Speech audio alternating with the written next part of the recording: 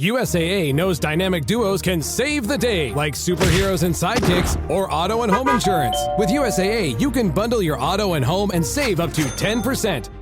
Learn more and get a quote at USAA.com/bundle. Restrictions apply. Whether it's a movie night or just midday, Skinny Pop is a salty snack that keeps on giving. Made with just 3 simple ingredients for an irresistibly delicious taste and a large serving size that lasts. Deliciously popped, perfectly salted. Skinny Pop, popular for a reason. Shop Skinny Pop now.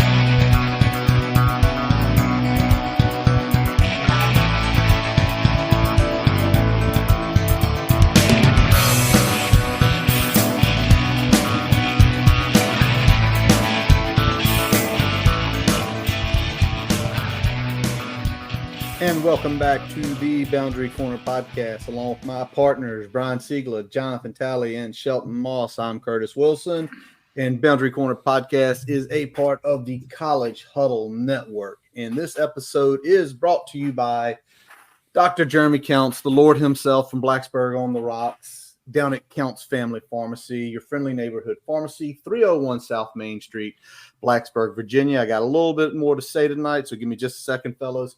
First of all, we have finally got our winner for the PS5, the person who shall be contacting me to hand over the PS5.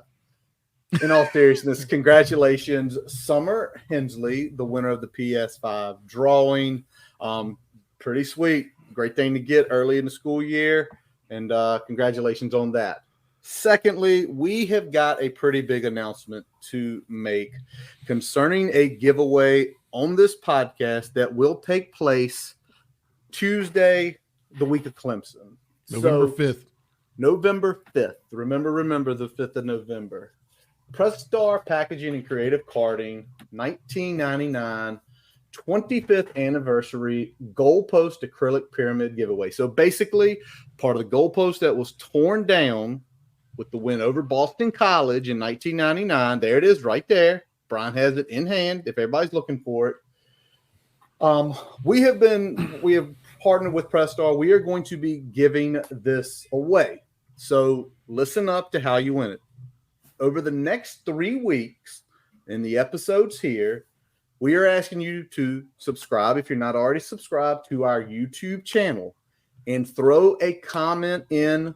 It has to be these 3 episodes, 1999, because this is a commemorative edition of that on one of those videos. So that's week 8. That's this week, week 9 next week, and then week 10 to be eligible. What we're going to do is get every user we see from that. You're going to go into, it is going to be virtual because I ain't writing probably 150 names and put them in a hat and having one of my kids draw it out. It's going to go into a virtual picker. We're going to roll it up. We're going to pick it. Yes, me, Brian, Shelton, Talley, and Miranda are ineligible for it. Sorry, guys. Jack as well.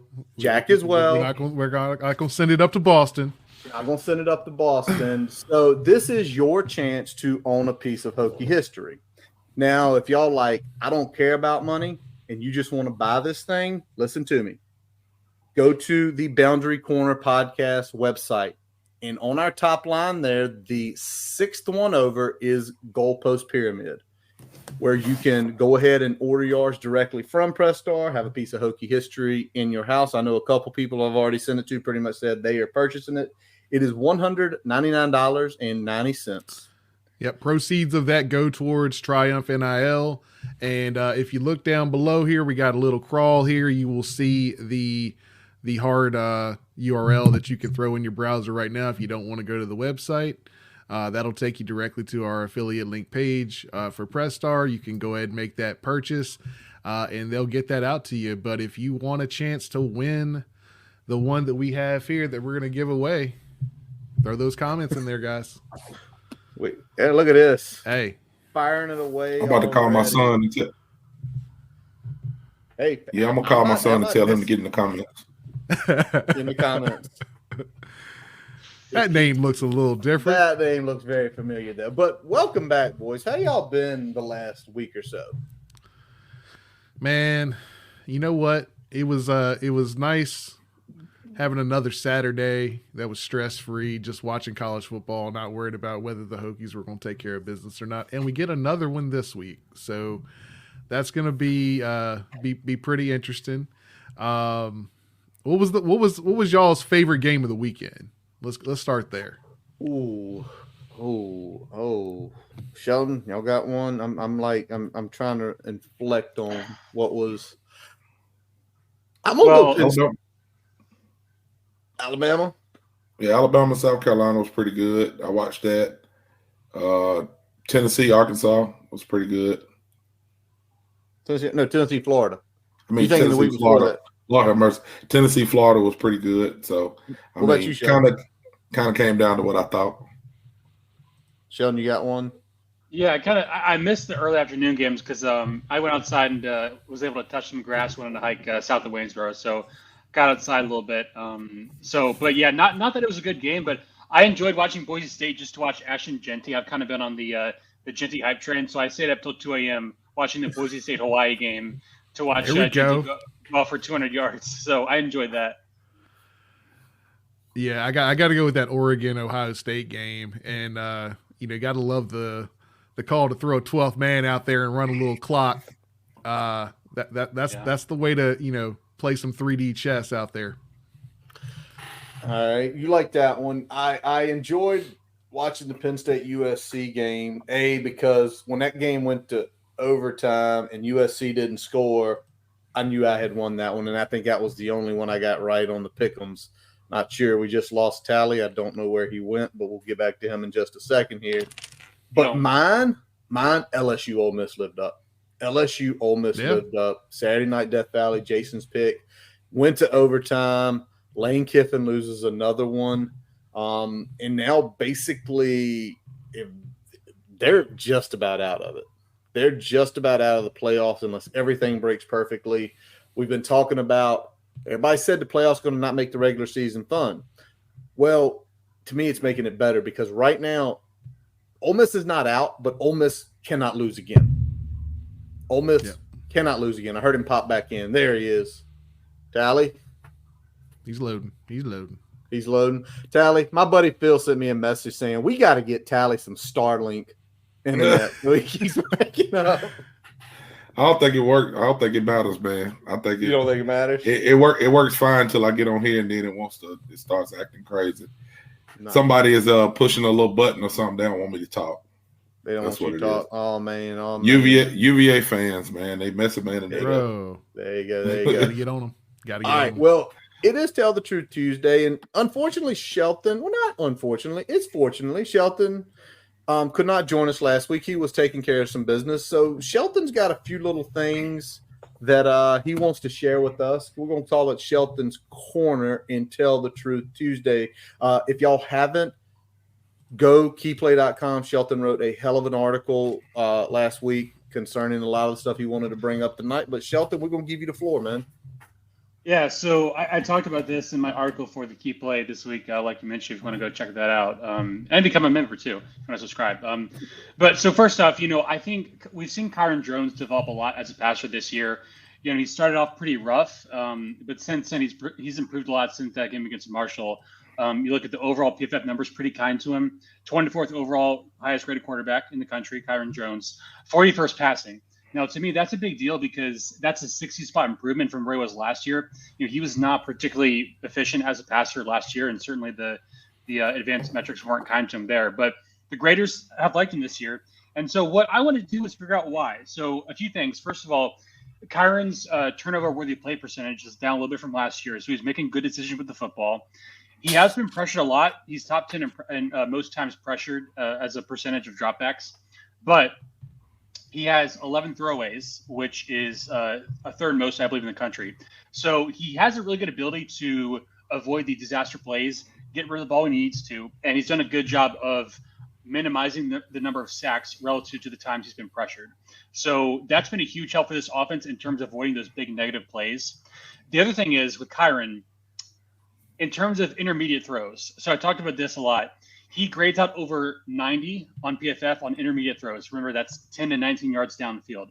So why is that a big deal? Well, basically, intermediate throws are the result of post-snap decisions. So you have to go through your progressions, diagnose the coverage, in contrast to deep balls and throws that are behind the line of scrimmage, which are typically, they're not always the result of a pre-snap decisions. Those are usually predetermined. So the fact that he's improved a lot on those intermediate throws, I think is a really, really good sign.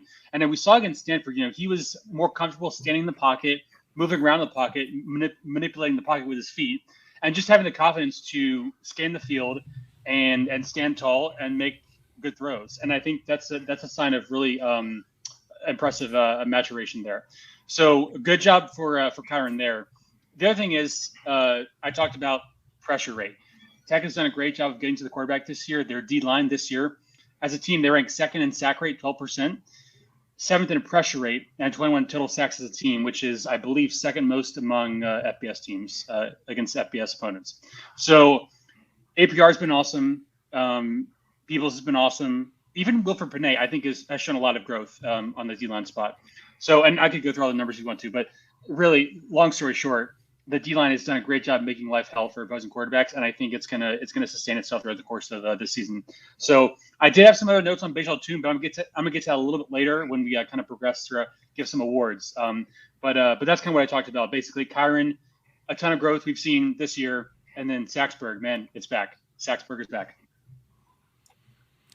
I love Saxburg being back, and when we can lead from that pressuring the quarterback standpoint, that makes the whole back end work a whole lot better, makes their job easier, and makes the the defensive chance of forcing turnovers go up significantly. Anytime you can rush the quarterback, make them go faster through their reads, make them get rid of the ball when they're not ready, that's only a good thing in terms of turnovers. So the more we can keep that up, the better. And seeing everybody eat a little bit. Obviously, you got APR number 5 in the country in sacks, but then everybody else is doing their part as well, and having really no weakness across that defensive line, I think, has really been a big thing for us this year, because it's kept that pressure even when you do kind of shade your protection towards APR's way. Yep. The bigger thing about the intermediate passing thing, I think, is what just kind of jumps out at me when you were talking about it, Shelton, is because that's your 3 to 5s, because that's someone is just about there and he's making the right reads. And what that does is over time, eventually, the safeties have to stay back, right? Safeties have to stay back. You have to start doing things different defensively. Like, okay, we are not getting there fast enough to where he's not hitting that. I think intermediate's 10 to 15? Is that 10 to 19, exact? yeah. 10 to 19. So when you're starting to hit those, especially with the guys who we have, with Quan Felton, with Jay Lang, with Jennings, you put the ball in those guys' hands 10 yards down the field, it's usually not a 10-yard game. It's usually it borderlines on becoming an explosive play every time because of who they are. And for Kyron, that is a great maturation process. And it's really good because of what I like hearing about that is it wasn't the best first 3 games. He had a little rough start to the season, but up here, it's never stopped churning. Mentally, he has not quit. Mentally, you're seeing him get stronger and stronger, and that's a great thing to see. Yeah, and just to put a bow on that, I saw Steven mention in the chat they're doing without blitzing. I agree. I haven't seen a ton of blitzes. I saw maybe one safety or linebacker blitz against Stanford, but they've done a good job getting home with 4. And I think, obviously the rushing stats have been not great. That's probably the one weak spot of the defense, being able to stop the run. But we saw some pretty good run fits against Stanford. It was better, not perfect, but better. And I think for me, if this defense can fit the run at a decent clip, that's what's going to take this defense from an average defense to a really good defense. Because they've already gotten the pressure. They've got the corners. Safeties are getting better. They just got to be able to stop the run. Yeah, a lot of that rushing yardage has been kind of on those, third down situations. Some of that has been on, quarterback scrambles. Obviously, we watched what Diego Pavia did in the Vanderbilt game.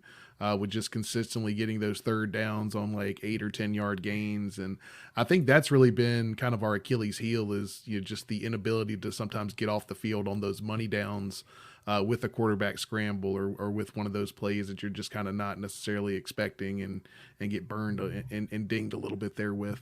Tally, go ahead. I know you're about to say something there. No, you good. I was just going to say I seen somebody put in there, say they start bringing Spencer off the edge. I say, hey, if we can get him to start getting his quarterback to the ground when he get there, then Saxburg is really going to be back. Hey, He's going to be up, baby. Hey. I mean, they said it today when they were talking in the presser. It's like, you know, we're really up there in terms of sacks, and we could be a whole lot better than we are. Right. If we finished a couple of those where we were home, you know, a couple of those in against the Miami game. Mm-hmm. I mean, that and alone, Stanford. if you finish a couple of those, and you know, you probably don't have to come down to a Hail Mary there at the end. So, nope. You know, it's definitely back, and like I said, if you do a couple more things, clean up a little bit of technique there, you might even be even better. Yeah, yep. Definitely. 100%. And again, it was Pride that mentioned it. Like, not only would we be leading the country, we would be well ahead of people in the country if you took those finished sacks. We'd probably be up 5-6, and we've missed a lot. So, Kevin, what's happening tonight? And again, I'm gonna keep putting this up. If y'all ain't seen it, $19.99. Head to YouTube, hit that subscribe button, drop a $19.99 on a video on YouTube there. One of this week, next week, or the next week. Anything yes, before, sir. we will not accept. All right. So real quick, we wanted to do some mid-season awards, and we're going to start with the MVP. And I don't think anybody else is going to detest this. Our MVP is Basel Tootin. Yep. Any disagreements? Nope. The only case you could make against him is APR. That's. You could. That's the only other case I think you could make. But, yeah, I mean, Tootin has done everything that you could want from a running back position and more. All right. Sheldon, you said you were holding it. What do you got on Tootin? Yeah, he was my MVP too, and I talked about this in the piece. You know, yards per carry, he's only 86. I think this is sometimes where you got to kind of watch the film and sort of put your thinking goggles on. He's obviously doing everything he's doing behind a fairly limited O-line. And there's a few ways we can look at that. He's forced 33 missed tackles this year, which is 14th most in the country. He ranks top 20 in elusiveness on PFF, which basically grades how well you run independent of blocking. And he's top 10 in breakaway yards, so 15 plus carries. So I think on the occasions that he's gotten to the second level, he's been extremely explosive. And one stat also that I found is that in terms of yards before contact, Tech ranks 108th on average, yards per rush before contact. After contact, they're 12th. So that's a pretty massive gap. And I think what it shows is that if this O-line was able to open up more holes for them on a more consistent basis, this would be a crazy, crazy good run game. So I think Tootin is just tremendously talented. You know, certainly one of the more dynamic backs in recent Tech history. I know there've been so many good ones, and certainly before my time. So I can't comment there, but he's definitely up there. Sheldon, right. You put Tootin behind that 2020 offensive line. What's he doing? I mean, I will say I think it was a little bit different schematically. Like that was more of a zone line, so I don't know how the pieces would mesh. But yeah, Fair. If you put him behind a really good O line, he would be. He'd be putting up, Lee Suggs numbers. Like it would be crazy. Yeah, I mean, look at him. When you talked about the second level, you talked about after that first missed tackle. He does remind me a lot of Herbert in the way he finishes runs after that first broken tackle or once he gets to that lane on the outside. Like he runs hard, but he does have that breakaway where, he's not the fastest 40-wise, but he knows the angles to take and he gets where he needs to be. 100%. All right, well, let's move on because we got to move on. We got a lot of stuff to cover tonight. And I got a feeling this is going to probably vary, but I'm going to kick it to Tally first. Tally, all the players, who in your opinion is the most improved player on the Tech team up to this point? Most improved player. I don't know, man. I probably would have to go with Wilfred Panay. He has come in and done a great job on the defensive line. We've got some people who we expected to do some good stuff. Coming into this season, APR, Peebles, even Fuga and Panay was just kind of a guy that was there, but he's actually came in and made a difference. Somebody put Woodson in there. I would have said Woodson, but I think Woodson is more of a breakout kind of player than a improved player. Because Woodson, we didn't get to see a whole bunch of him last year. But I expect Woodson to be a really good player, but he's more of a breakout player than a improved player to me. So I'm going to go with Panay, just kind of help him with that defensive line. Brian Siegler. Mose Phillips. And to me, it's close between him and Panay, especially if you look at the defensive side. And I think I go with Mose just because we needed it, especially once Stroman went down.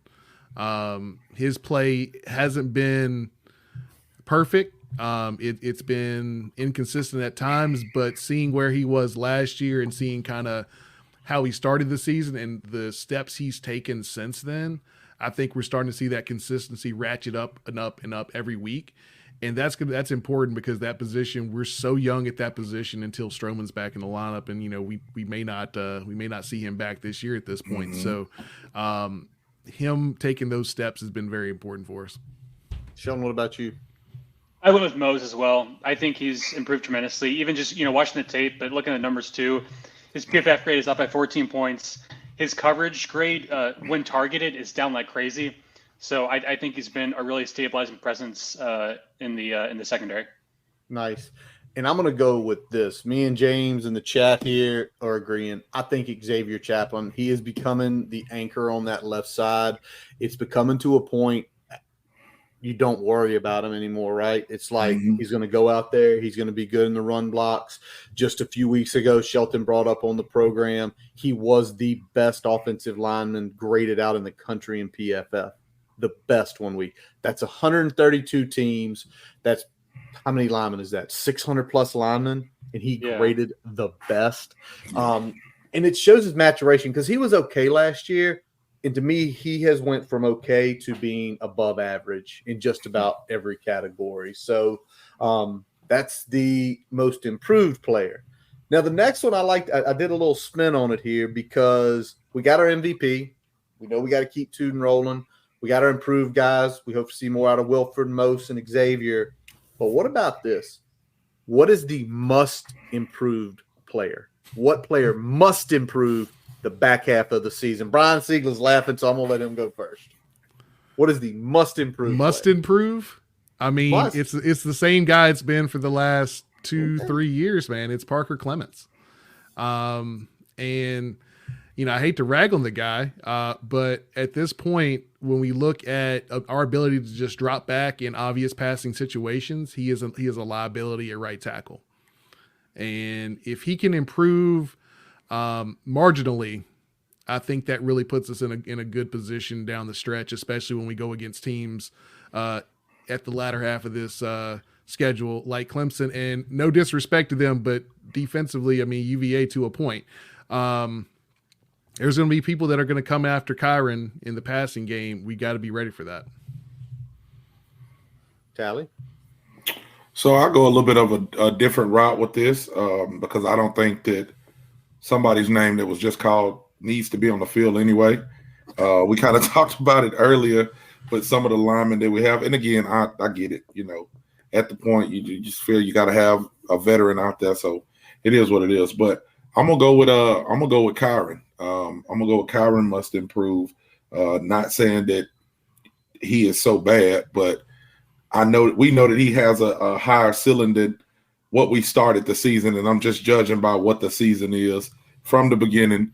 Throw those first 3 games in there, looked very uncomfortable, probably mainly because of the line, but it's the same line that he had against Miami. It's the same line he had for the most part, against Stanford. And you can see that he's getting comfortable and he's getting back to his old self. He's just doing Kyron things. So I think if he continues to improve, the sky's the limit. All of the games that are in front of us, we're just taking it one game at a time, but all of the games in front of us are winnable games. All of the games, he can take control of them. He has to be the MVP for the rest of the season for us to do what we need to do to get to Charlotte. So I'm going to say Kyron here. Sheldon? I'm going Dorian Strong. I think he's been pretty underwhelming this year. His coverage grade is at a career low. He's been gotten beat a few times, and his run defense grade has also been, pretty poor. So I think he's a more talented player than what he's shown so far. I just think for whatever reason he's kind of regressed this year, and if he can get to playing that peak strong level that we're accustomed to, you combine the pass rush with those lockdown corners. I mean, that's another thing that's kind of keeping this defense from achieving their maximum ceiling. All right, and I'm going to throw kind of I don't know if you want to call it a breaking pitch, a curveball, but I need Malachi Thomas to be the must-improve player because we are leaning on Bashal Tootin. We are leaning on Bashal Tootin so much that if Malachi can just come in, get 4.5 a carry, pop the line, fall forward, we got to take a little pressure off the MVP. Just a little pressure. And up to this point, he's only got 23 carries. So – and maybe this is more on the coaches to say, listen, you've got to be willing to give him carries because we know PJ Prolu, he's out. He's probably not coming back. Stroman's probably not coming back. So those two rooms, like the guys who are in those two rooms, they're there. A lot of other guys coming back healthy, hopefully this week. So that's a good thing. So there it is. We saw some of y'all throw it in the. Brooks Running reminds us that we're all powered by something. Whether it's the me-time energy of a run after a day at the office, the electrifying energy of your first marathon, or the infectious energy of a group run with your friends. No matter what energy powers you, Brooks has gear specifically designed to unleash it. So lace up and let it out. Let's run there. Visit brooksrunning.com today to learn more. Eczema isn't always obvious, but it's real. And so is the relief from Ebglyss. After an initial dosing phase, about 4 in 10 people taking Ebglyss achieved itch relief and clear or almost clear skin at 16 weeks. And most of those people maintain skin that's still more clear at 1 year with monthly dosing. Ebglyss, lebrikizumab LBKZ, a 250 milligram per 2 milliliter injection, is a prescription medicine used to treat adults and children 12 years of age and older who weigh at least 88 pounds or 40 kilograms with moderate to severe eczema, also called atopic dermatitis, that is not well controlled with prescription therapies used on the skin or topicals, or who cannot use topical therapies. Ebglyss can be used with or without topical corticosteroids. Don't use if you're allergic to Ebglyss. Allergic reactions can occur that can be severe. Eye problems can occur. Tell your doctor if you have new or worsening eye problems. You should not receive a live vaccine when treated with Ebglyss. Before starting Ebglyss, tell your doctor if you have a parasitic infection. Searching for real relief? Ask your doctor about Ebglyss and visit ebglyss.lilly.com or call 1-800-LILY-RX or 1-800-545-5979. Chat. So keep those comments coming about, your MVP, your most improved, and then your must improve player in the second half of the year to keep it up. And as always, we are brought to you by Kennels Family Pharmacy, your friendly neighborhood pharmacy located 301 South Main Street in Blacksburg. Also, I'm pumping it up a lot, and we will continue to pump it up over the next 3 weeks. We are giving it away. Brian, bring it on screen here. It's back. There's the pyramid. There you go, right there. Piece of the goalpost torn down the 1999 season, the victory over Boston College that locked up the Big East, that locked up the trip to the national championship game, put 1999 through YouTube. Again, we're going to be very key about this. You have to subscribe to YouTube. You have to put your comment on there. 1999 to become eligible. We've already got a bunch of people already entered. Hopefully a lot more over the next few weeks. But as always, every week we turn to knowing the enemy. Last week, 2 weeks ago, Brian had to get back deep study in the film room. This week, not as much a study, as we have some friends of ours coming from the Eagles Weekly. And I believe tonight we got Brett from Eagles Weekly. Brett, how are you doing tonight, man? Good. How are you guys? Doing good. It was for those that don't know, I got to jump on Eagles Weekly last night for a little bit. So appreciate Brett jumping on with us tonight, returning the favor. We talked a little bit about how there's still, a little bit of a rivalry there with the Eagles there and kind of carrying over from the Big East. So appreciate you joining us tonight, Brett. Good to be here. And your giveaway feels a little targeted, but I'll kind of. It just so the company shipped it to us. It got here a couple days ago. I was like, well, we play BC. It's from BC. We got to start it off. We got to kick it off this way. So no shade directly at you, but none whatsoever. It's all timing. Now the alumni who run this thing, they are alumni of Tech, so they might have been personally targeting to get that on this week because they do watch us on Tuesday nights, and they knew what we were going to be talking about here. But no shade intentionally, we should say. No, that's a fun. I remember I was a kid watching that season too. It was a good season for you guys. So. And we're just going to put this up real quick. Anybody that throws it on here is allowed. Yes, so, sir. Brett, real quick, I know Brian mentioned it's you guys are much like us. There is a bunch of y'all running podcasts, doing things. So, what's a little bit of background, not only about yourself, but about the Eagles Weekly Podcast? Yeah, so I started well, let me backtrack. When I was in college, I was writing articles for our Sports Illustrated section under a guy by the name of AJ Black, who he really is kind of the leader of our entire space for BC. COVID hits, I graduate college, I end up having to get a regular job. I wasn't able to really break into journalism. Ended up starting a fan podcast in 2022, which we kind of parlayed into making a website last year, Eagles Daily, eaglesdaily.com. And that really kind of took off in its own right. And then this past winter, I ended up getting a contract with the Believe Network. So that started out just basketball, and then it rolled over into this summer where we were able to rebrand, start talking football as well as hoop, because the hoop team is looking a little dreadful this year. So all is welcome to be able to add football to the repertoire, and we rebranded to Eagles Weekly, and here we are today. Nice. So real quick, the ACC poll came out today. We're picked 14th. Where's BC picked? Did you catch that? 18. Wait a minute. All right. Isn't there only 8? Oh, yikes. Hey, Curtis, I was going to say something about that. I was going to No. I'm glad you did. I was going to wait because we got Brett on here, but Brett, just hold tight for me for just a minute. Hey, whoever's doing our graphics for basketball, we got to do a better job, because when I'm scrolling through X and I see Virginia Tech picked 14th in men's and 12th in women, I thought we was 14 in the nation. We fucking 14th in the ACC. Like, come on, man, y'all gotta do better than that. I was about to get hype. I was about to retweet. I was not retweeting that shit. Like, what are y'all doing, man?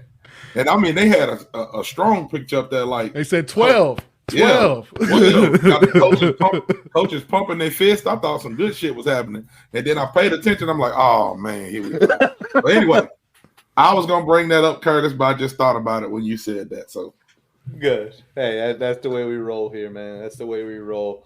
Well, Brett, thank you for joining us, and good to hear that you kind of are in the space of the college football world with Boston College. And obviously, you got to give us some info about your BC Eagles. And let's start on the offensive side of the ball. New head coach, to me, Will Lawning's your OC, but I got a feeling it's a heavy Bill O'Brien case. From what you've seen so far this year, what are they bringing to the table just offensively in general? So it has been a little maddening, especially the past couple weeks. So really the story for BC, the first, whether it was Florida State, Michigan State, a little bit of Western Kentucky, but really they've abandoned the run game. Like, where they've been most successful was running the football, using their quarterback Tommy Castellanos, as a runner, as a playmaker, and not really having the emphasis on him as a passer. And that's kind of where they've kind of veered away from, specifically last week. I think Tommy threw the ball 25 to 30 times last week, which is, he's a good quarterback, but I would say, like, as a passer, not a great quarterback. Being a gunslinger is not his strong suit. It hasn't been in either season that he's been here. So it has been a little bit worrisome, where it's kind of like, where is this run game going to? especially against Virginia last week, they were up 14-0 and they were moving the ball. So it wasn't as if, BC was getting stuffed in the run game and they had to abandon it and become one-dimensional on offense. So the play calling has been, I would say it's been very suspect at times, especially with Will Lonning. I think a lot of people are a little frustrated with it. And, there has been talks that Bill O'Brien is going to be kind of, sticking his hands in the proverbial pot a little bit more going forward, which, I wouldn't be upset about at all. Yeah, and I mean, I know historically Bill O'Brien has definitely been kind of a run first guy, so it's going to be interesting to see if he does start dipping his toes back in there a little bit, and whether or not you see some of that percentage kind of go in your favor. I know, a game like Missouri, I think Castellanos threw I think like 38 times. That's probably, even though he had a pretty good game overall there, that's probably not what you want to see. No, and especially with that game, it really shows you that when he throws the ball deep downfield and really looks to stretch the field, he struggles. I mean, he did it against you guys last year at home in the first couple series of the game when he had a couple picks in the first quarter. When he's looking to really go over the top, he's not as successful. He's a lot more better, in the short intermediate routes. They've really been utilizing Trayshawn Ward out of the backfield on wheel routes from the running back position, and that's been a massive success for them. They've kind of gotten away from it. We'll see I was about to say Saturday, on Thursday. Wow. On Thursday, if they kind of look to get back to that, to really what works for them. But yeah, you're very spot on with, kind of 40 throws a game for Tommy is not what you want. What you really want is to take those throws down and get him more designed runs. You want to have him touching the ball 40 times, but not looking to throw it that many. It's just, it's not the type of quarterback he is. Yeah, you still want the offense to run through him, but not in a drop back standpoint where you're slinging it around that much. Right. So you talked a little bit about Tommy. Let's just focus on the run game. Kind of run through what he does in the run game well, and you already talked about Trayshawn Ward. Really, when we looked at the stats there, you kind of got three backs that have got some pretty good burn with Robichaud in there and Richard. Which guys are working in the most in the run game, and how does Tommy kind of work in there as well? So Tommy really, he's more of like an improviser, which it's been a little, I don't want to say concerning, but so he missed the Western Kentucky game with an apparent leg injury. So not really sure if he's just been like a little hesitant over the last week to really kind of be creative on the ground, or kind of what's going on there. But Robichaud is more of like a bowling ball. And, I know you guys were talking about Bayshall earlier, and, it's tough for me to hear that, especially with how well he's doing, because, obviously we know he was originally committed to us, commits to you guys. We end up with Kai Robichaud instead, which was a fine consolation prize, but he's not Bayshall, But I would say Kai Robichaud, he's definitely more of like a bowling ball in between the tackles type of guy. He's a hard runner. Trayshawn Ward, does have hands out of the backfield, which has really worked well within kind of the passing game and really helping them move the ball when they get a little stagnant. And Richard, Turbo Richard, he's Turbo Richard for a reason. He's very fast, and he's a true freshman. Was not expected to really get much, if any, playing time this year. Really kind of started, getting carries, at least like at an extended clip in the Red Bandana game against Michigan State, had a touchdown there. And he was really the only one who was effective on the ground against Virginia 2 weeks ago now. So, the thing is, they do have three running backs. I would say all three of their skill sets are different.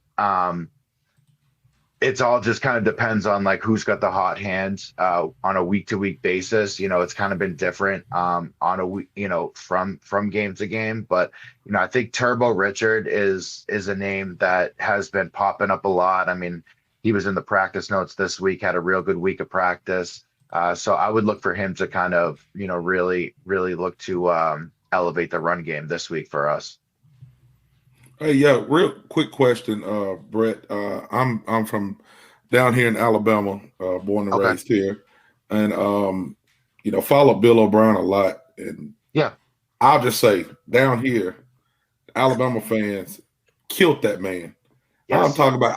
I actually thought Bill O'Brien was a pretty good offensive coordinator, pretty good coach. So just asking your opinion with him being you guys' head coach, and then I heard you say earlier, kind of he would be, or you guys would be okay with him dipping his hand kind of in the offense. How do y'all feel about him in his coaching style so far?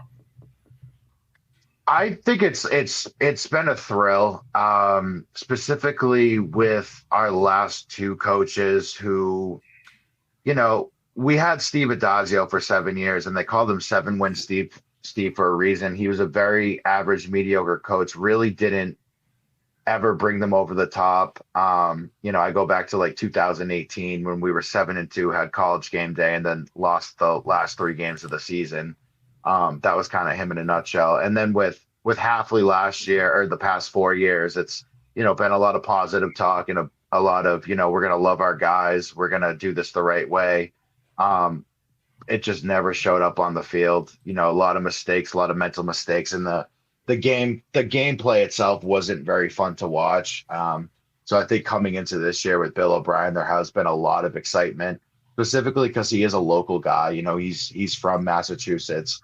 Obviously had a great career as an OC for the Patriots. And I think the thing with Bill O'Brien too is, like, I think he gets it. I think he gets the BC situation. It's not, it's not just your run of the mill FBS type of program. There are like a lot of various things that kind of go into it. Specifically, it's in a pro town, so there really aren't a lot of eyes and exposure on it to begin with. The academics are so high, and being in an area like New England, it's not necessarily like a hotbed for, football talent.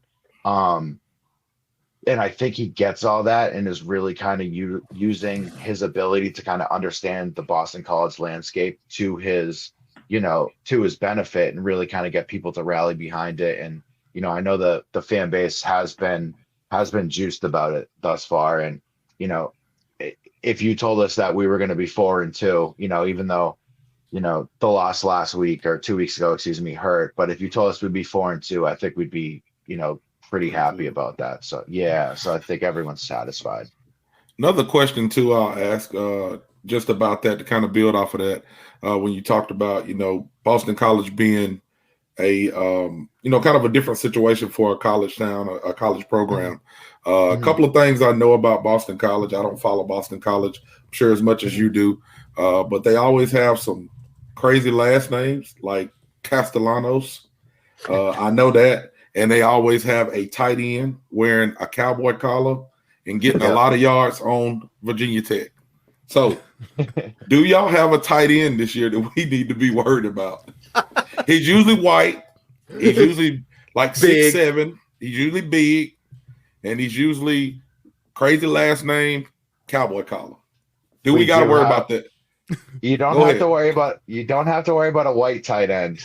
We have a guy named Kamari Morales. It was like a mouthful to get that out. Transfer from, he was at UNC last year. And they have been working him into the offense on a week-to-week basis a lot more. And then we also got a guy, Jeremiah Franklin.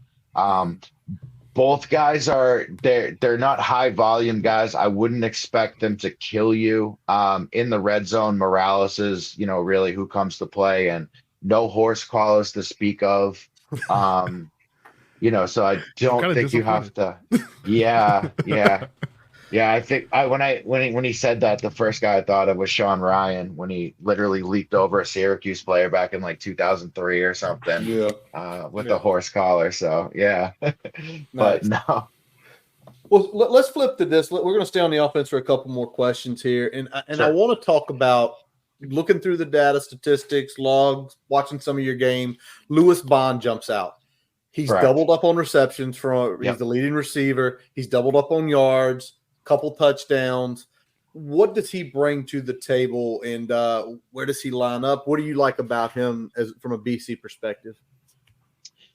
I think the biggest thing about him is just his overall confidence. I remember last year in the press conference, he talked about how there's no one in the country that can bring him down one-on-one in open field, which, it's happened. So obviously people can, but I just love his demeanor and his just confidence and bullish attitude.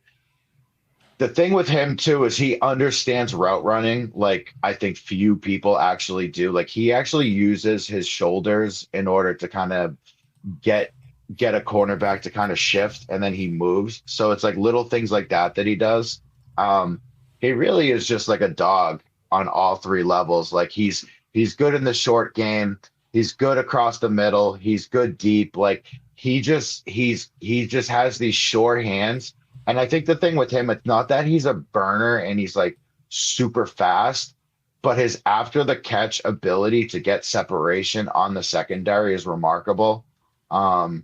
He did it with a game-winning touchdown against Michigan State a couple weeks ago, and he does it time and time again. But yeah, it's just he's got a finesse to him, but he also has just like a sheer toughness. Like he's not afraid to go up and get the ball or go across the middle and get it. And he's been doing it for 2 years now, and it's Tommy's. It's him and Castellanos. They're roommates, so they have a rapport like any other. So.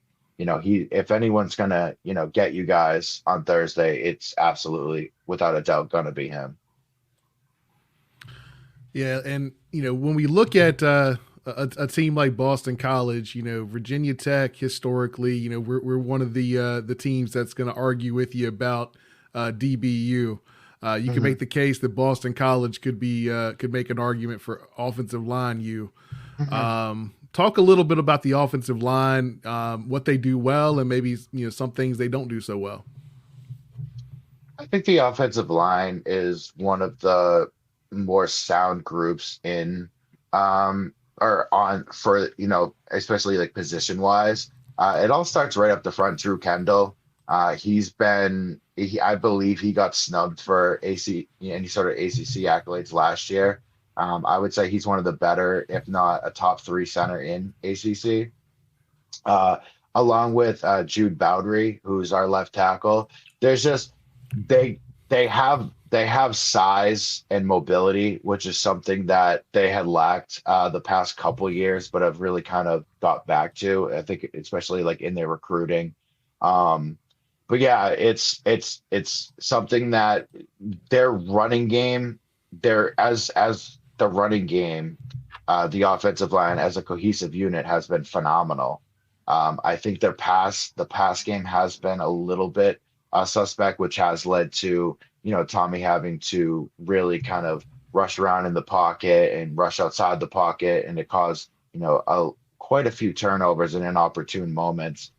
So I think if Virginia Tech is really going to find a way to, kind of expose the BC offensive line, it's going to be, as when we're passing the ball as opposed to running the ball, because I would say, in the trenches, BC has been phenomenal about being able to get positive net gains from a rushing attack, this year. And it's something that, if they can come together, in the passing game, then it's a strong group. But I would say that's like their one kind of, I don't want to even say weakness, but there is some room for you guys to kind of get through on them. Are you kind of looking at early down success being kind of a big key for that BC offense in general? Yeah, because especially like you look at whether it was the Florida State game, the first half of the Missouri game, the Michigan State game, and the first half of the UVA game, a lot of long drives. We were really, not only controlling the ball, keeping our defense, off the field, but running the ball successfully. That's where BC has been most successful.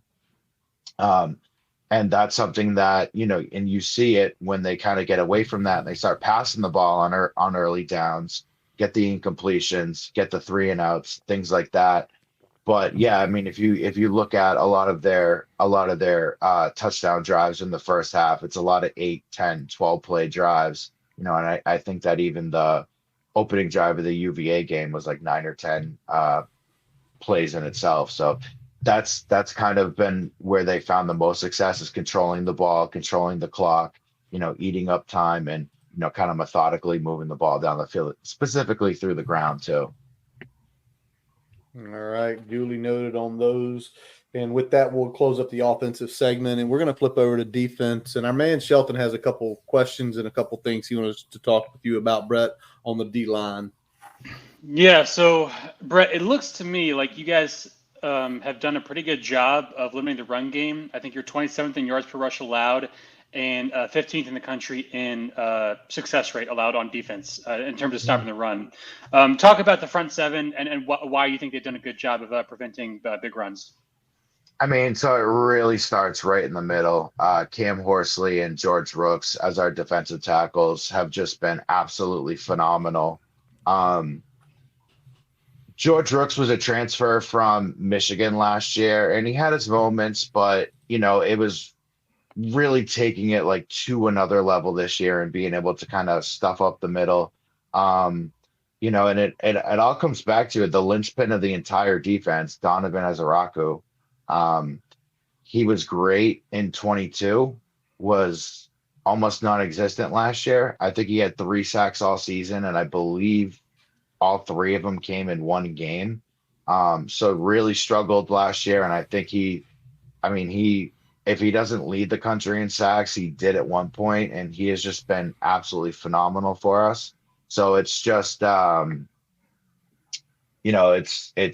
all comes down to really the defensive line play in general, and just really how they've been able to kind of grow this year, because we're still really only rushing 4. You really won't see us blitz much from like the linebacker position, but that kind of comes back to Tim Lewis's philosophy of kind of bend don't break. We have one of the best red zone defenses in the country this year, because we're really not giving up a lot of touchdowns, a lot of field goals, and that's kind of been the philosophy of really relying on the secondary to make the plays, especially when we're in the red zone. But you were right, Brett. 5 allowed touchdowns in the red zone this year. Yeah, on 18 trips. That's pretty damn impressive in my opinion. Yeah. Oh yeah. Yeah. A lot of threes. And I was gonna ask about that because I would just look it up. So for those curious, Boston College ranks 6th in the country in fewest points per possession allowed in the red zone. Even though they've given up a fair share of their red zone drives, it's just when they get inside the 20, you are not going to score against them. So bend but don't break, like you said. Great to hear. I was going to say, go ahead. I'm sorry. I was going to ask more about Donovan. I mean, because he is 2nd in the country. At one point he was leading. He is 2nd in the country. Okay, 2nd. Yeah, 2nd.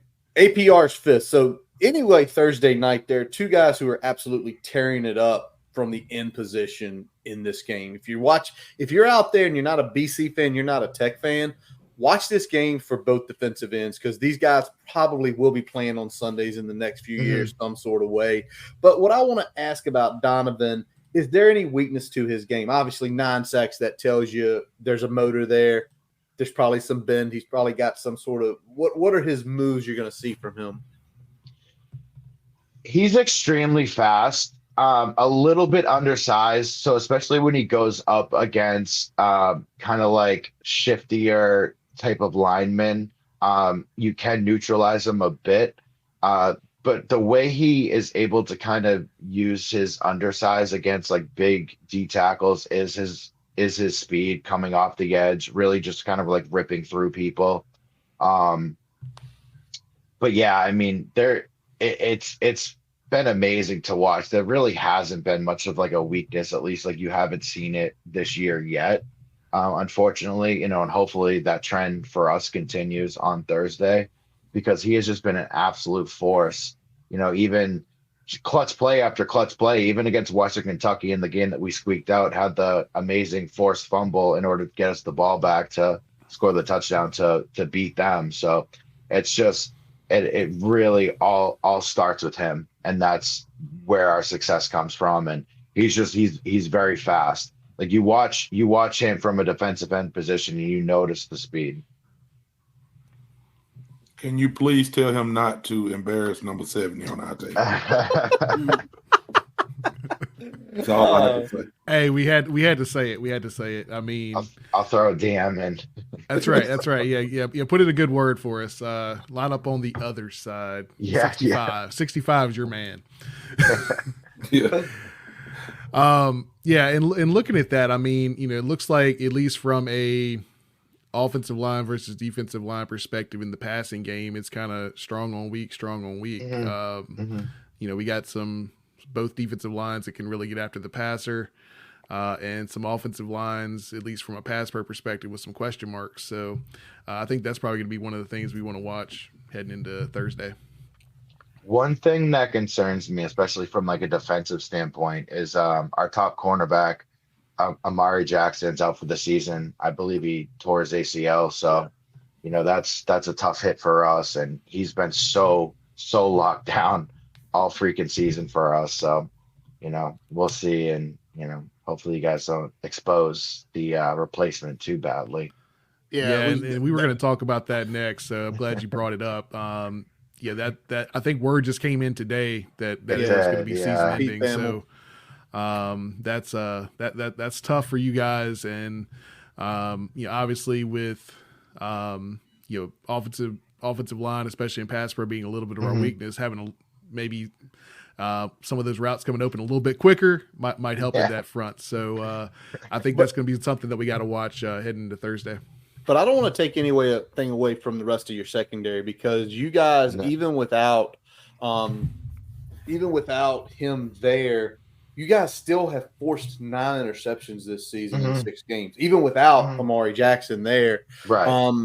Who else kind of pops to you on the secondary? Obviously, you mentioned Amari's our lockdown guy, but you don't get 10 interceptions by having one guy and then the rest are scrubs. So there's got to be at least one more guy you like in that secondary. Yeah, KP Price and Max Tucker, who are both safeties for us, have just been phenomenal. I believe Max Tucker was the one who had the game-sealing interception in the red bandana game. So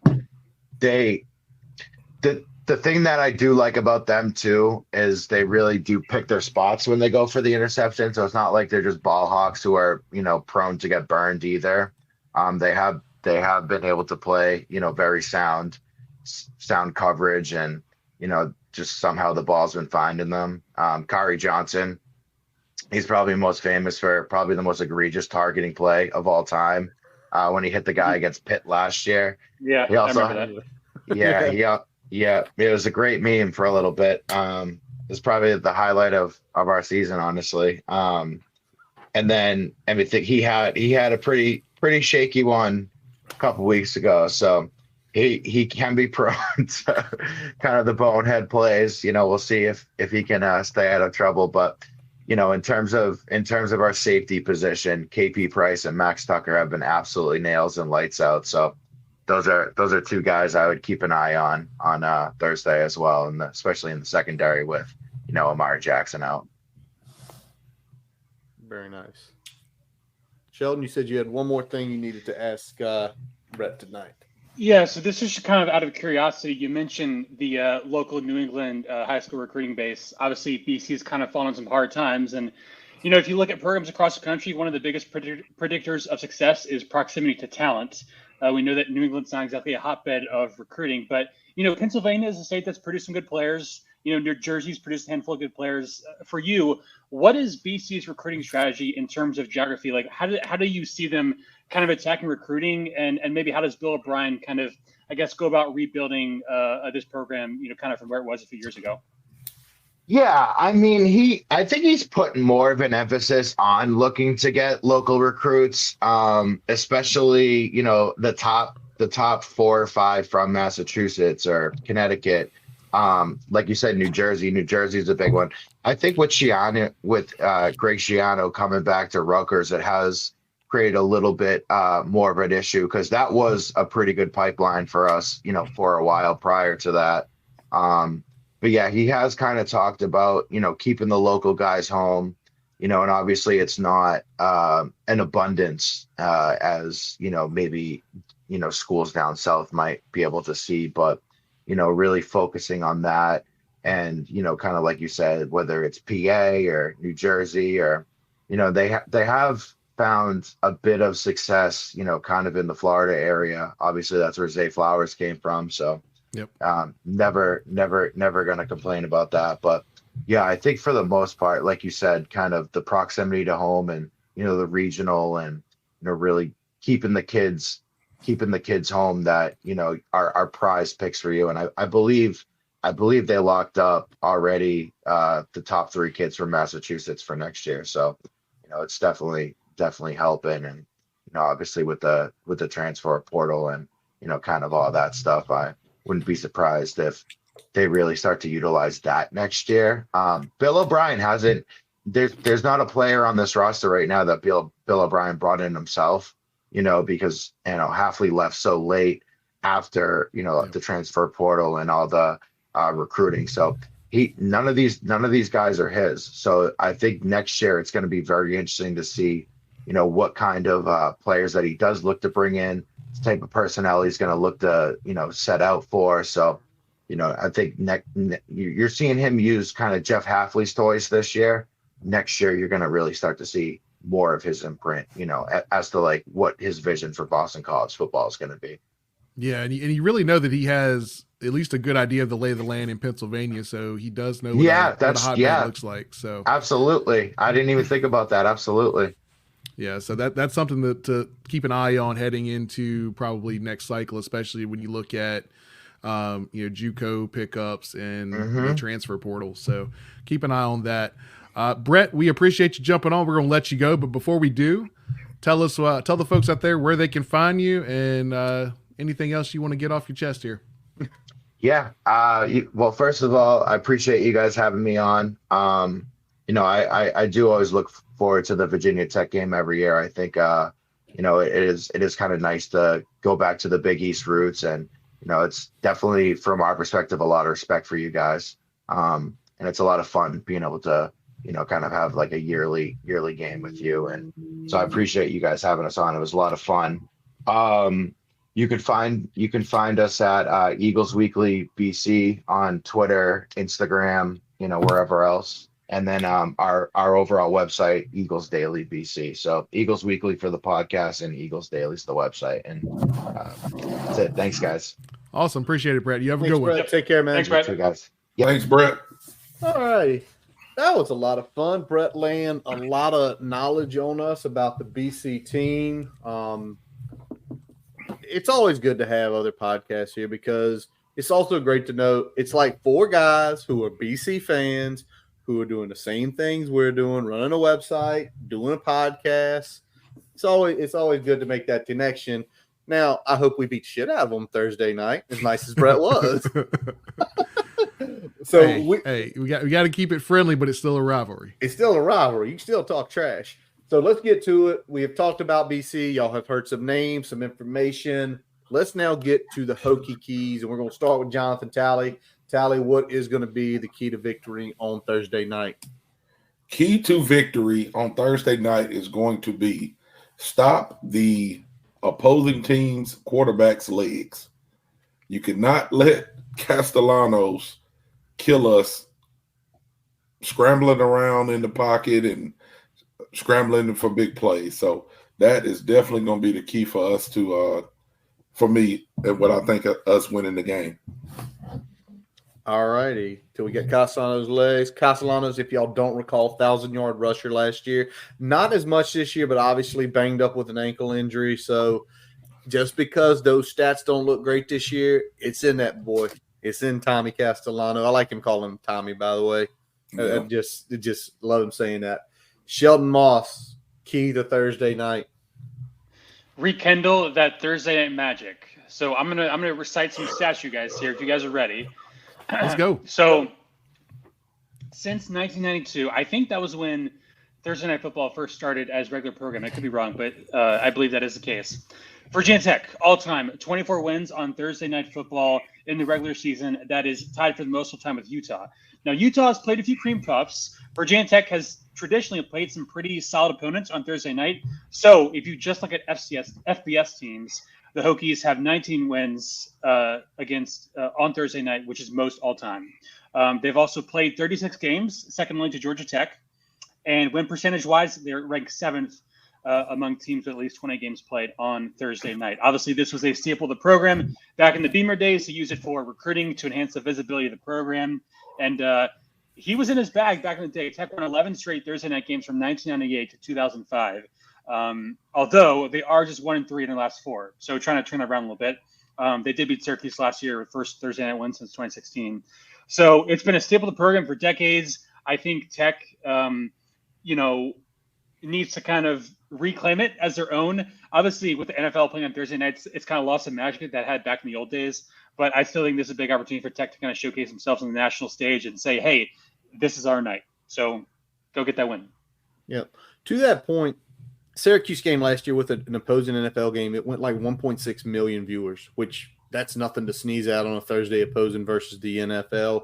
And yeah, I think you're right. Embrace it. Bring it back. It's still a national spotlight. I'm sure everybody that is in the chat, watching live, wherever you are, it's an opportunity still for the school. Sports Center is going to be live on campus. Matt Berry, if y'all haven't seen that, going to be there in the middle of campus Thursday, like 2:30. So if you're a kid out there, Scott, by all means, there's your chance to get on national TV. Brian Siegel, I'm gonna flip to you next. I'm gonna piggyback off Sheldon a little bit here. Virginia Tech made Thursday night football what it is, or at least what it was before the NFL kind of stepped in there. So it kind of put Thursday night football on the map, and it helped put Virginia Tech on the map in that same token. So to his point, embrace it, reclaim it, love that. My key, though, is going to be get off the field on third down, on money downs. If it's third down, it's fourth down, you're on defense, get the hell off the field. When you have a quarterback that can do things with their legs, that's where Virginia Tech has been killed a lot historically and this season, with the inability to get off the field when they get into those good situations where they can do so. So that's going to be the biggest thing for me. Don't let those 3rd and 6, 3rd and 7s turn into first downs. 100%. Before I get to mine, I just gotta. Somebody asking you a question, Tally. Yeah, I seen it. Curtis, we gonna all get into that. You go ahead. You go ahead and give us your key, and then we'll put that back up. All right, we'll pull that back up. All right, so my key, and it's something Tally's been saying the last few weeks, but it's got to be finish. Defensively, sack the quarterback. BC. They are 101st in the country in sacks allowed. They're giving up over 2.5 a game. So clearly there is some issue there, even with Tommy Castellanos having his little wiggability. So finish. I want to see over 5 sacks Thursday night. The other one is the offensive side of the ball, and I'm really glad Brett mentioned it. They are one hell of a red zone defense. And somebody put in here about the way they set up. Brian, I think you mentioned something about it earlier this week, just the way their alignments and stuff. Once you get inside the 20, they play very – basically, they'll give you 3 all night. They don't really care. But finish. We finished – it's been 18 drives in the red zone. We finished with 13, which is not half bad. So Thursday night, you get in the red zone, get a touchdown, because I think that is for one reason and one reason only. I think that would break BC mentally. If the first 2 drives you got inside the 20 and punched it in, I think this would be gone from that defense, because that aura of invincibility inside the red zone, it's now gone. Man, they can score on us. Man, this isn't good. We're not a high-flying shootout team. We can't do this. So finish. So before we go to the predictions, now I'll pull it up for you, Tally. Yeah, Josh went and corrected my name too. I don't know why everybody leaves the E out of my name on Tally. Josh went and corrected it. So cool. But yes, we did not talk about this, but that's something I was going to bring up. So I did see the orange cleats. I'm just happy to have some style, have a little bit of drip. You know what I'm saying? Like, I hate and Pry's kind of a traditional coach, but I'm not just, you got to have black and white cleats. So you just got to have this jersey. And it's like, I don't feel like Virginia Tech is that kind of school. I think it's okay for us to have some pizzazz and have some different alternate stuff, maybe some alternate orange uniforms, I don't know. We're hearing some rumors about some stuff going on Thursday. So I would be interested to see what they come out with. If you watch the presses, I think Kyron was talking about, I think he said something to the fact of I'm gonna be interested to see what our uniforms look like. So that had some people raising their eyebrows, but I like the orange and white cleats that they're practicing in and will play in. So I like to see what the rest of the uniform looks like, kind of with that. I have my orange on ready to go. But on another note too, I'll let Curtis and Brian and Shelton talk about how they feel about that and if we go orange. But I want to give a shout out to SWVA again. Hooked me up with this is a shirt from them that I ordered, and they also sent me a hat. Now this is kind of a big deal. Hold on, let me cut my light off so y'all can see that. This is kind of a big deal hat here because I think this is kind of a prototype just for me, just to let y'all know. I don't think this is out yet, so I'm kind of rocking some exclusive stuff. Shout out to my got a little 1-of-1 right now. A little 1-of-1 right now, man. So again, y'all got to go in and shop with those guys. They took really good care of me. Sent me some cool stickers and things like that. So process was really good. Got my shipment really quick. So awesome experience with them. Y'all please go and shop with them. Now, I guess I'll go to my boy Shelton on this. What are you thinking about orange uniforms if we have them, or incorporating some orange for the orange out? Anything that makes us look cool on social media and can help us in recruiting, I am a big advocate of. Nice. I like it. What it looks like. We need to have swag. We need to have swag. Gotta have swag.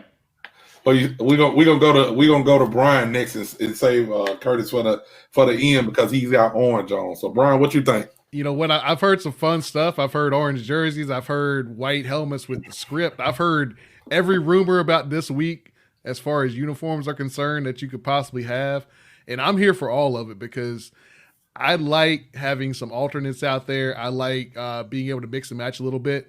I like that you have to have like a very good complement, a very drip-worthy complement to your more traditional 99 throwbacks that are our primary jersey now that we've kind of brought a little bit into the 2020s. So right. I think that would be a good contrast. Curtis? I mean, I love the orange look. And I mean, the way the new uniforms look, I will be interested if they go to the orange look, the orange alternate. What color is the number going to be? Is it maroon or is it white? And I think either would pop. I think either a maroon number on the side would pop. I think a white number would pop. But they need to do it for no other reason. There's a bunch of people like Tally out there that if they drop that Thursday night and on Friday morning said, oh, you like the orange jerseys? Now they're officially sale for Fanatics. People snap them up. Yeah. Charlie would get 3 or 4 real quick. But it is. It's an orange effect game. The uniform needs to be orange. If you're going to do an orange effect, you don't need to be in white. You don't need to be in maroon. You don't need to be in mix. It needs to be orange, orange, orange, orange. I tell people all the time, whenever we get into it over this uniforms and, we need to be more. I said, orange is one of our colors. It's one of our colors. Like, I'm not asking us to wear black or gray or smoky uniforms. Like, orange is one of our colors. So if we're going to have a orange effect, we should have an orange uniform. It's my opinion. Somebody, yeah, definitely. Somebody in the chat asked about the hat. Said, "Where can I cop the hat?" Jason, I see you in the chat as well. Drop y'all's website on there in the chat if you can, man. Just so some people can know where to find you and grab some stuff from SWVA. Again, SWVA is the guys who hooked me up with the hat. So y'all check them out. 100%. And now that they hooked you up with the hats, you got to hook me up with a prediction, Tally. What's going to go happen Thursday night? Well, I got to be first, man. Okay, you don't have to be first tonight. Brian, you go first. You already said it, so now I got to go. No. You sit there. Brian, go first. Okay, now I'm on the spot. What's that spread at now? 6.5? I believe that's where it was. It was. Yeah, we're covering that. Give me 31-20 Hokies. Let's fucking go. Shelton, what about you? I'll take Hokies 27-20. I think it'll be a good game. BC's got good run defense, so it's not going to be a blowout. But I do think BT is a better team. Cassiao's going to be a little bit hobbled. But I think they'll take care of business at home.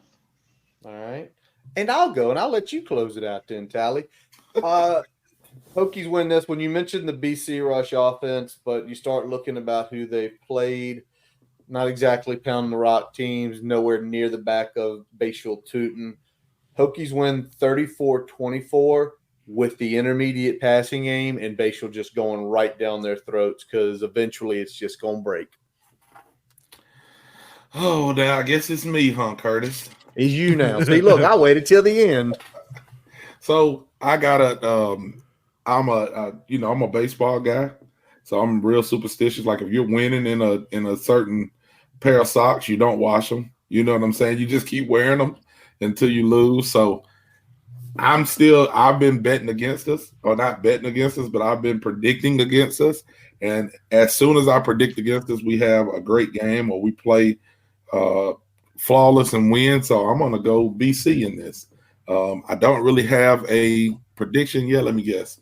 It's going to be close. So I would say BC 24-17. I'm going to go somewhere around there. So that is only on the strength of every time I say that we're not going to win or we're not going to cover, we do it. So I'll say it like I said 2 weeks ago and last week, plaster my face in the locker room. I'm going against you. Hey, Tally's on his Michael Scott. He's not superstitious, but he's a little stitious. He's a little stitious. There we go. Right. All right. So there are our predictions. I got a bunch of y'all putting them in here. Now, don't forget when you put your score predictions, put who you think's going to win because there's been a couple times, even us, we'll even pick against the Hokies. So we put that up there. And do not forget as we move into our big screener segment, we're giving away something. YouTube, $19.99 in the comments to get entered to win a piece of the history of Virginia Tech. Make sure you're subscribed on there. You gotta subscribe. Throw that comment, $19.99 in there. That's going to get you an entry. Like I said, we're going to pull it on November 5th, the episode we're doing before Clemson. So you got 3 chances here, and we're going to keep plugging it every week until it's time. Gone. So until it's gone, get in there. I'll throw it up one more time here. One more time. There it is. A piece there of the goalpost. And you got the scores on the side. Hey, somebody asked the back. Yeah, somebody asked an interesting question in the chat earlier. They said, "Where's that goalpost been for 25 years?" So they did a giveaway shortly after that, and they held back part of it to do a 25-year that's pretty anniversary cool. run. Yeah, that's cool. So there's a bunch out there that were done in the first run a bunch of years back, and then this is kind of the second run for the 25th. Nice. There you go. And again, if you just want to buy one outright, go to our website and find the goalpost pyramid. You can just purchase one for $1.99.90. Yep, and part of that goes towards NIL. So, yep. All right, so let's get 2 big screeners. As y'all saw at the beginning of the program, we watch games every week, ones that catch our eye. Last week, Shelton, good week, 4-2. Shelton making a strong comeback after a slow middle portion there. I went 500. Miranda went 500. Tally and Brian 2-4 each. Both still above 50% for the year. The Music Man got one right, but he got the one he played the song on right. He got the money pick right. I think that's all that's mattering now. So y'all got to give him a hard time though, because he literally takes everything that we put in here. He puts a bet out there. We got another buddy that we talk to regularly, Robbie Compton, that comes on here a bunch. He'll throw a BCP bet out there. So it's always fun kind of checking in and see, all right, how are they doing? How are they doing? Who'd you roll with? Did you roll with Jason? Did you roll with me? Did you roll with Curtis? Exactly. Who'd you roll with? I don't think it's fade Tally anymore. I think we're Tally's right at the 500 level. So he's hanging, man. He's coasting pretty good. Well, everybody's had good weeks on this thing. Ain't nobody putting up a stink like an absolute stink. Everybody, if you bet with us at least 1 week on the right week, we made you some money. So you just got to figure out which one of us is right this week. That's all you got to do. So let's go to it, Brian. You got the first game. Where are you going? What you got? Hey, we are going to Indiana, baby. Nebraska, Indiana. This one kind of it looked a little weird. I didn't like the line. I think Nebraska's probably a little bit better than they're getting credit for here. I think Indiana may be a little overranked at this point. They're getting, they got the 7 points there. I like Nebraska here, so give me Nebraska. Yeah, I'm kind of with you on this one. That line has went down to 6.5. We caught it at 7, so play as what you will. Nebraska is 5-1.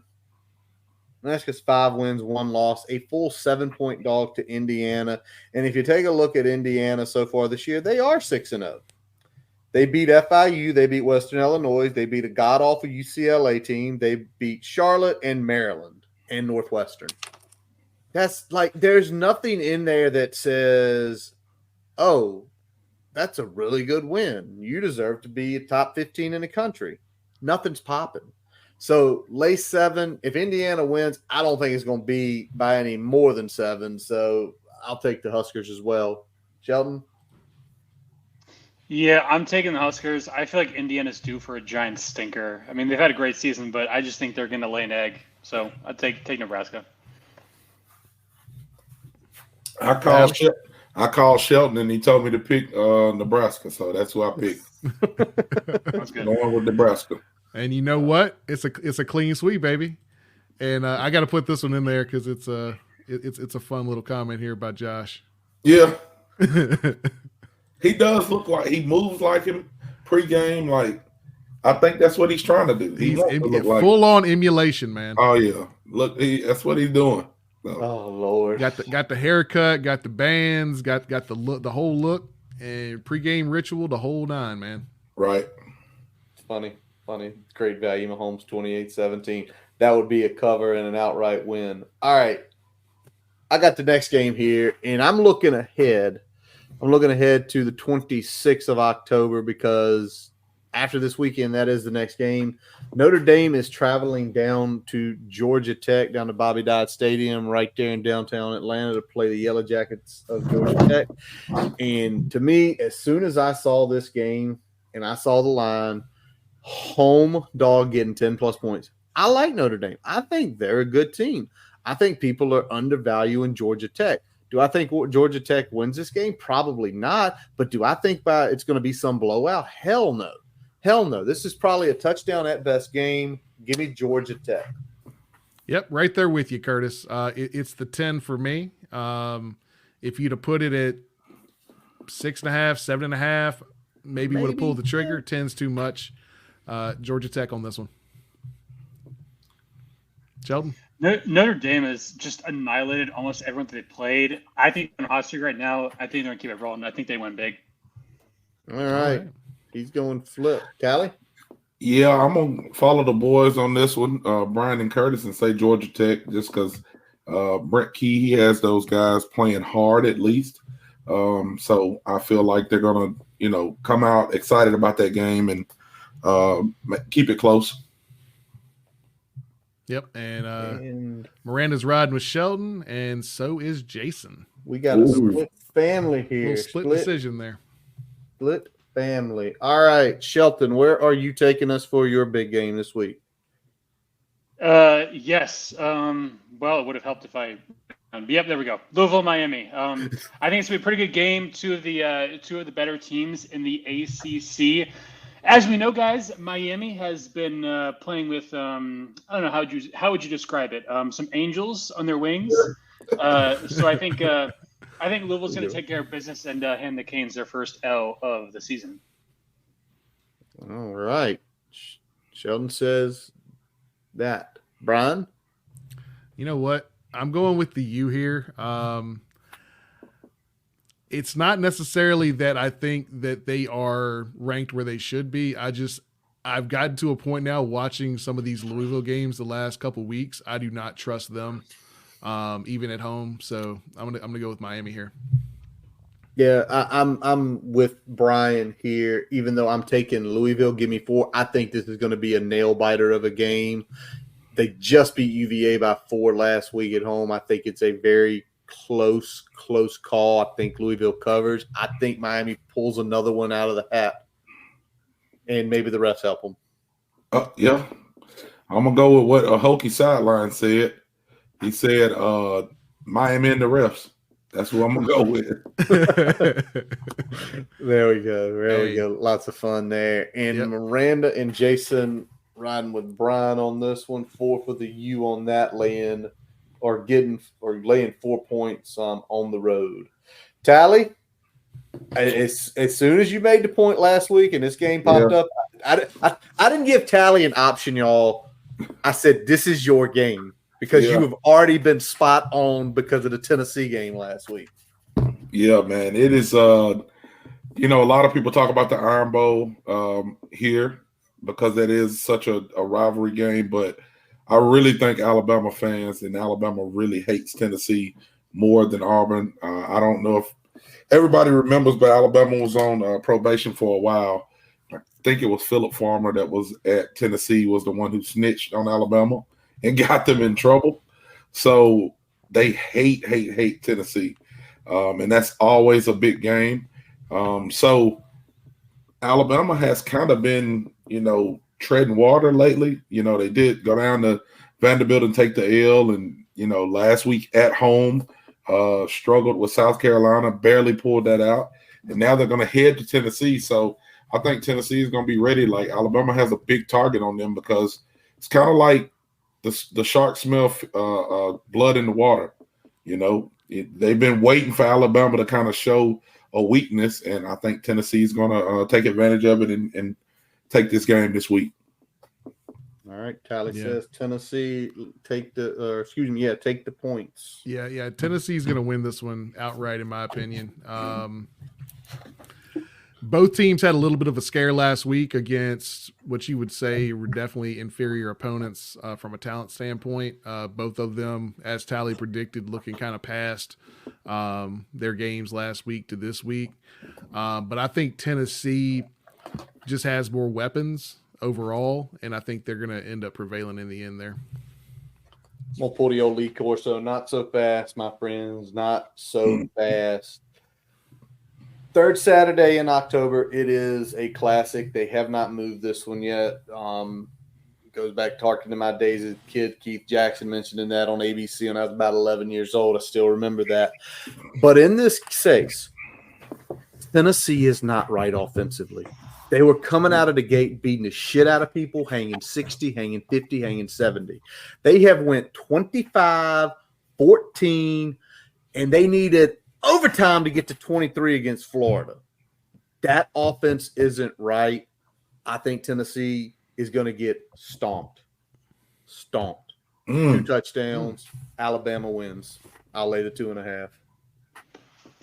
Everything in my brain is telling me to pick Alabama, and honestly, I'm probably going to regret it, but I took Tennessee just because.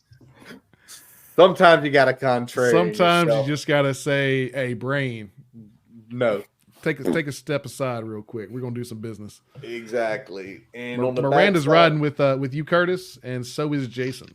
So another split family here. Split family again. All right. We are going out to Mormon country for the next one. BYU Okie State.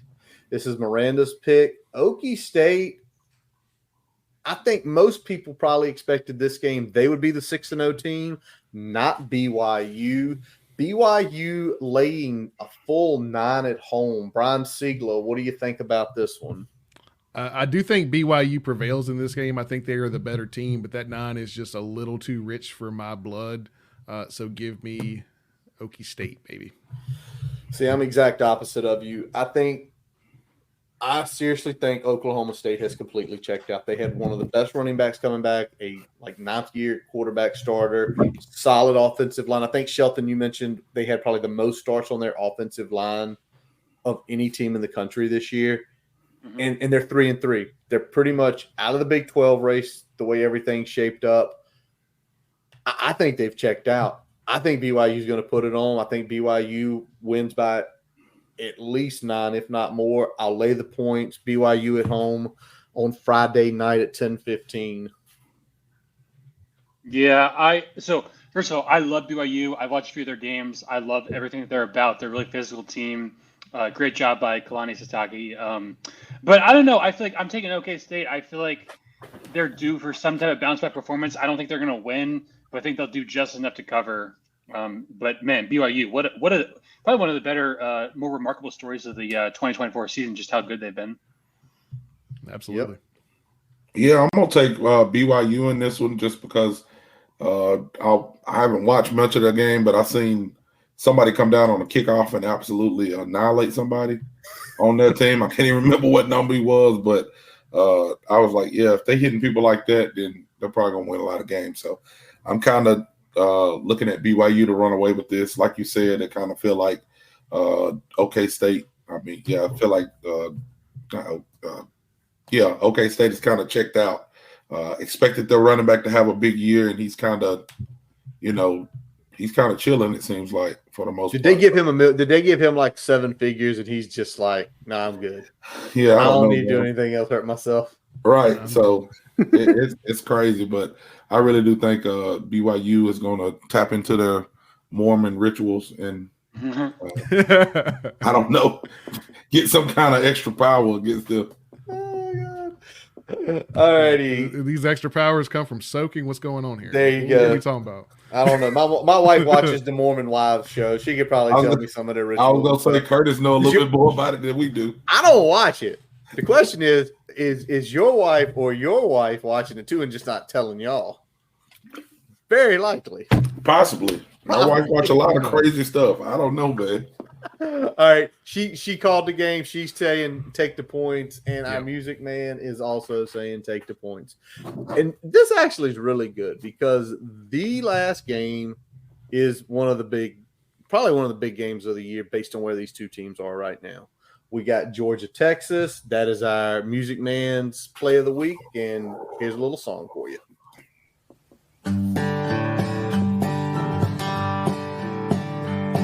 Hey, welcome back to Guitar Licks and Gambling Picks. I'm Jason Long. I got a nice 2-game win streak going, so I'm going to keep this real short. This week I'm looking at that game down in Austin when Georgia visits Texas. Texas is giving up 3.5 points, but they sure do look like the best team in college football to me. So I'm rolling with the Longhorns, minus 3.5 against Georgia. Now, as far as the song goes, there's a whole lot of good musicians, a whole lot of good songs come out of Texas. But as Waylon Jennings once said, one of those good Texas musicians, by the way, when it comes down to Austin, Bob Wills is still king. And stay all night, stay a little longer, dance all night, dance a little longer, put on cold load in the corner, don't see why, don't stay a little longer, don't see why, don't stay a little longer.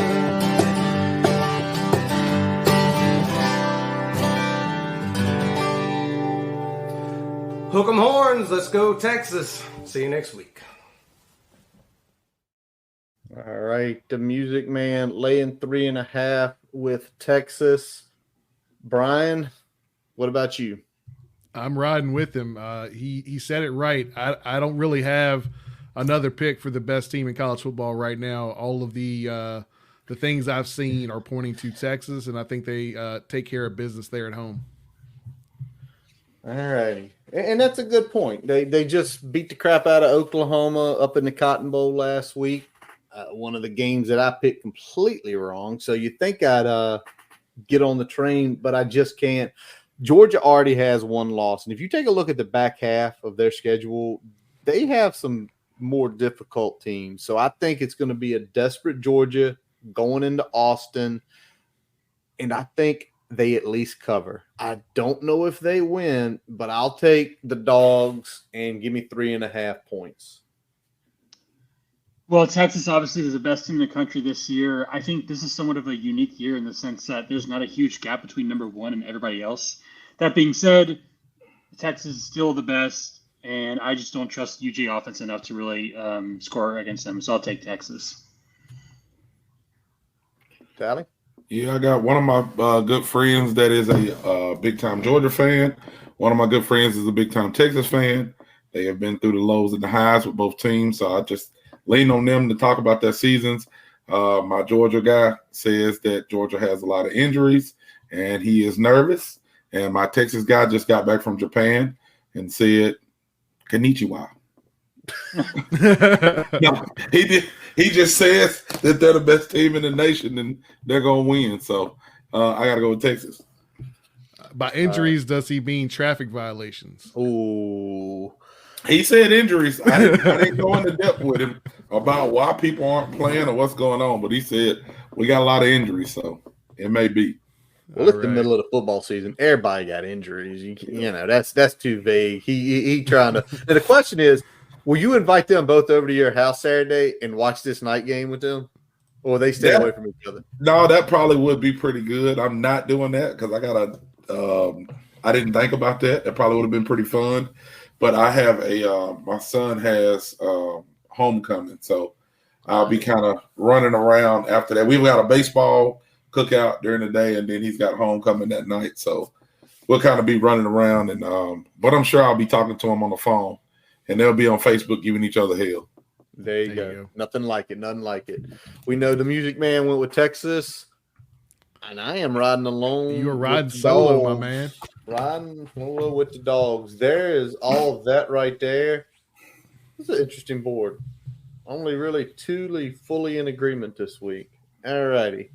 Well, y'all, it has been about 90 minutes. We have went through everything this week, and that is going to wrap up this episode of the Boundary Corner podcast. But I'm going to put a little something up before it because I saw this a little earlier. I didn't get a chance to get to it. Give me 1 second.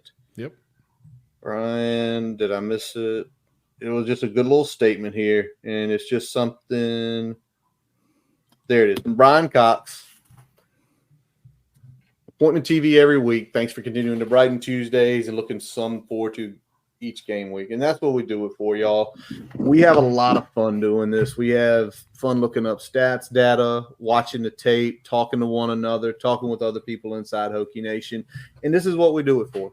We sit here with just really 4 friends.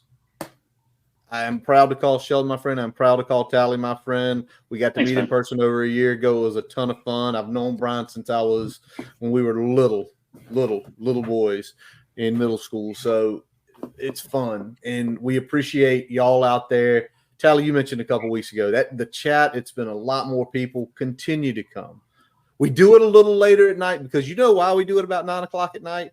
3 of us are parents, and we completely understand between baseball games, football games, your kids' sports, maybe as an activity. We understand. That's why we start late. Would we like to start at 7:30 and be over by 9? Hell yeah, we would, because then we get in bed at a decent hour. But we do it because we understand not everybody can get in front of a YouTube or a Facebook or a Twitter. So, again, we appreciate y'all out there. Thank y'all for watching. And that wraps up this episode of the Boundary Corner podcast, brought to you by Counts Family Pharmacy in Blacksburg. I'm Curtis Wilson. I'm Brian Siegler. Jonathan Talley. Sheldon Moss. We are part of the College Huddle Network. Visit BoundaryCornerBT.com to listen to all of our episodes. Go there if you want to take a look a little bit more about the goalpost pyramid. There is a link that you can check out if you'd like to purchase one. If you are not interested in purchasing one and want to bring that beautiful one that is currently in Brian's possession, he's going to keep turning around. You just need to put it on a pedestal next to you. Hey. In 3 weeks, subscribe to our YouTube channel. Make a comment on any of our episodes, $19.99. Make Jason do a cover of that song, which I've heard him do numerous times. So go there. Don't forget, follow us, Twitter, Facebook, the subsequent, like we said, YouTube. Favorite podcast source. We're on them all. Check them out. Check out Jason, his website, jasonlongmusic.com, where it's going to link you to everything for him. We thank you all for listening and watching out there. And as always, let's go. Hokies.